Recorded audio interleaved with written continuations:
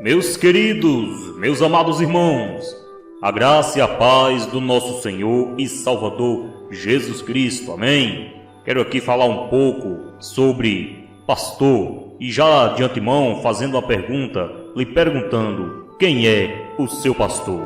Pois eu, meus amados irmãos, tenho procurado participar de várias reuniões para estudo da Bíblia, com cristãos que procuram ser fiéis ao Senhor, seguindo somente o que Deus revelou nas Sagradas Escrituras. Sendo eu sabedor de que esses assuntos, esses estudos são de grande proveito para aqueles que estão buscando conhecer melhor a vontade do Senhor para aplicar em suas vidas, tenho incentivado algumas pessoas evangélicas a participarem dos mesmos e por diversas vezes tenho me entristecido bastante com as justificativas de algumas dessas pessoas para não participar dos estudos da palavra do Senhor. Por muitas vezes, as justificativas que tenho ouvido são as seguintes: eu vou pedir permissão para o meu pastor, se ele deixar, eu irei. Outros dizem, não posso ir, pois o meu pastor não me deixa participar de estudos da Bíblia que não seja na nossa congregação. E outros dizem também assim para mim,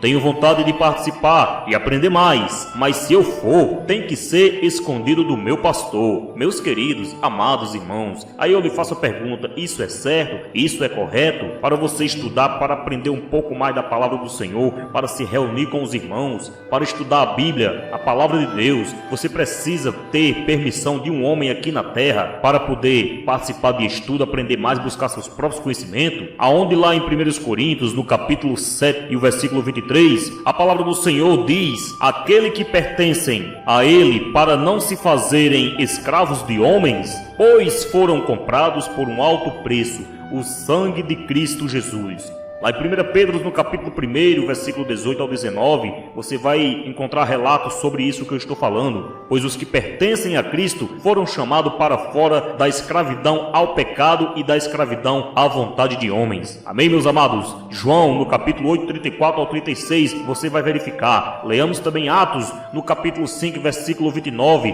onde ele fala que melhor é obedecer a Deus do que aos homens. Pedro falando, bendito seja o nome do Senhor para todos sempre.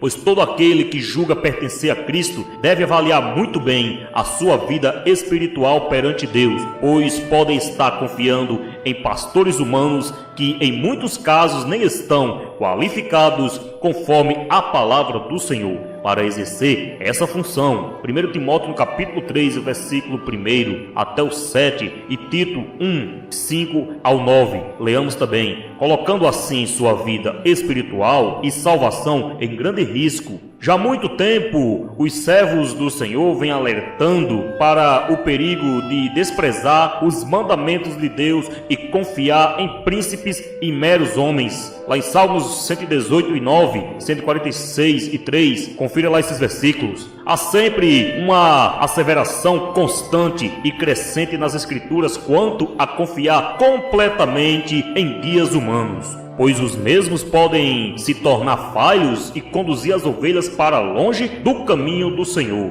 Atos 20, 28 ao 30, tornando-se assim maldição para si próprio e para quem os segue, privando ambos das bênçãos do Senhor. Jeremias 17, 5 ao 6. Porém, em contraste, aqueles que confiam no Senhor e fazem dele o seu braço forte, o seu leme, a sua bússola, tem a segurança e garantia de bênção não somente nesta vida, mas no reino eterno por vir. Jeremias 17, 7 ao 8. Apocalipse, no capítulo 2, 7 ao 10. Bendito é o nome do Senhor Jesus. Jesus disse claramente que a verdadeira liberdade e o livramento da perdição eterna são encontrados não por uma obediência cega a líderes religiosos, mas por observar e praticar as palavras de vida que ele próprio proferiu e posteriormente incumbiu aos apóstolos de pregar. João 8, 31 e 32, Marcos 16, 15, ao 16. Contudo, isso não quer dizer que nunca devemos obedecer aos pastores, presbíteros, bispos, que servem entre nós em nossas congregações. Sabemos que o trabalho desse servo nas igrejas é necessário e devemos obedecê-los e imitá-los quando estiverem de fato seguindo a Jesus. Hebreus 13:17. 1 Coríntios 11 e 1. As Escrituras deixam bastante claro que a maneira correta de pastorear o rebanho não é com domínio ditatorial, autoridade humana ou arrogância, mas com autoridade e persuasão que emana da palavra de Cristo. 1 Pedro 5, 1 ao 3. Também não devemos esquecer a liberdade e a responsabilidade que o Senhor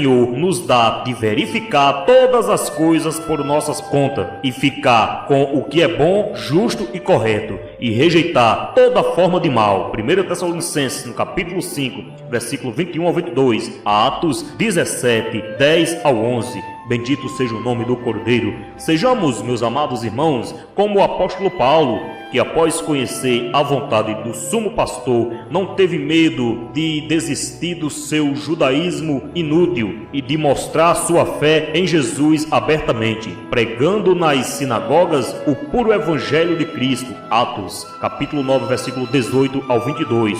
No cristianismo atual, não há mais espaço para os Nicodemos, para aqueles que querem buscar a Cristo sobre a proteção das sombras noturnas. João 3 e 1 ao 2. Por temer aos homens e não a Deus. Os covardes não terão lugar no reino de Jesus e dos seus santos. Apocalipse 21 ao 8. Pois quando o sumo pastor se manifestar, a coroa imarcessível da glória, 1 Pedro 5 e 4, será dada àqueles que lavaram suas vestiduras e as alvejaram no sangue do Cordeiro. Amém, meus amados? Apocalipse 7 e o versículo número 14. Graça e paz do nosso Senhor e Salvador Jesus Cristo.